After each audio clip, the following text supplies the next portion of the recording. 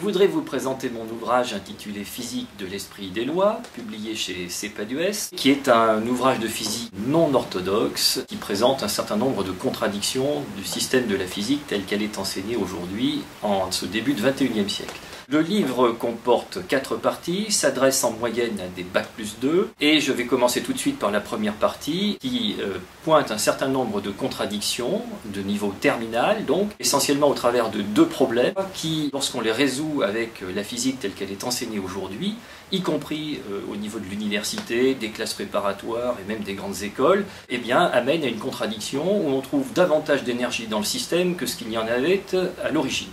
Donc ces contradictions sont pointées au travers d'expériences de pensée. Un certain nombre d'études sont en cours pour essayer de les réaliser de manière concrète, donc, mais les problèmes expérimentaux sont importants et on a à faire face à un certain nombre de difficultés. Néanmoins, pour dire que c'est un domaine en développement, effectivement, on peut espérer que d'ici quelques années, on arrivera à faire ces expériences et à vérifier expérimentalement donc, que ces problèmes ne sont pas factices et qu'ils correspondent à une réalité. Donc, ayant vu les contradictions du système de la physique, ou tout au moins certaines d'entre elles, un certain nombre de notions traditionnelles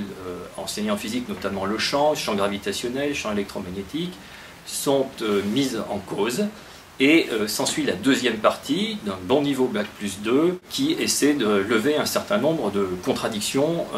du système de la physique orthodoxe, encore une fois, tel qu'enseigné aujourd'hui. Cette deuxième partie, en fait, est basée sur une idée fondamentale qui est celle que notre univers physique serait isomorphe non pas à l'ensemble des nombres réels, mais à l'ensemble des nombres surréels, un ensemble qui a été construit par le mathématicien John Conway en 1974. Cet ensemble, qui donc existe et était potentiellement connu depuis Hilbert Poincaré, mais n'avait jamais été construit formellement, amène à un certain nombre de notions absolument fondamentales et nouvelles, et notamment permet de réintroduire l'éther, comme dans la physique du XIXe siècle. Mais au lieu d'avoir un éther formé de particules,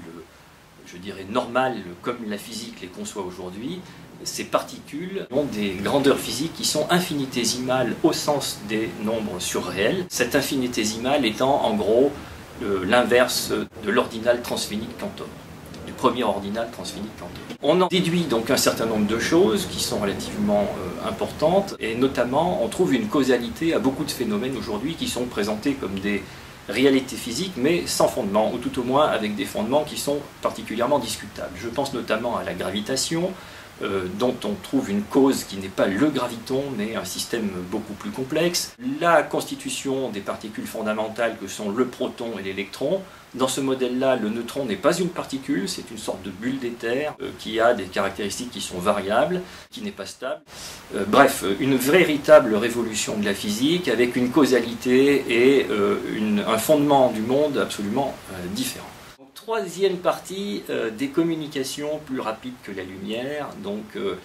chacun connaît l'expérience de Nicolas Gisin qui a été réalisée donc, en août 2008 à Genève, qui a mis donc, sur une fibre optique 2 photons intriqués à 17 km l'un de l'autre et qui a montré des vitesses d'interaction qui étaient supérieures à 10 000 fois la vitesse de la lumière, si tant est que cette vitesse d'interaction, d'ailleurs, serait finie. Un grand débat s'est instauré en physique parmi les physiciens, qui a conduit à des notions, bon, peut-être un petit peu compliquées, mais à réfuter notamment ce qu'on appelle le réalisme local, et ont amené à montrer, ou à affirmer en tout cas, qu'on ne pouvait pas, malgré cela, et malgré cette expérience, réaliser des communications plus rapides que la lumière. Alors dans cette partie-là, je montre qu'il n'en est rien, et notamment en introduisant de nouvelles mathématiques qui sont la théorie des nœuds. Donc je disais que l'ouvrage s'adressait à des Bac+2, conceptuellement ça s'adresse à des Bac+2 cette partie, mais par contre il faudra faire un minimum d'efforts pour comprendre un minimum de théorie des nœuds. Néanmoins, tout le détail est dans le livre et il n'y a aucune difficulté majeure. Vient ensuite la 4e et dernière partie, une partie donc d'un niveau beaucoup plus élevé puisqu'elle est de niveau plutôt Bac+4, simplement parce qu'elle utilise la logique formelle. Cette logique formelle est introduite et la physique standard, orthodoxe, telle qu'elle est conçue aujourd'hui en ce début de XXIe siècle,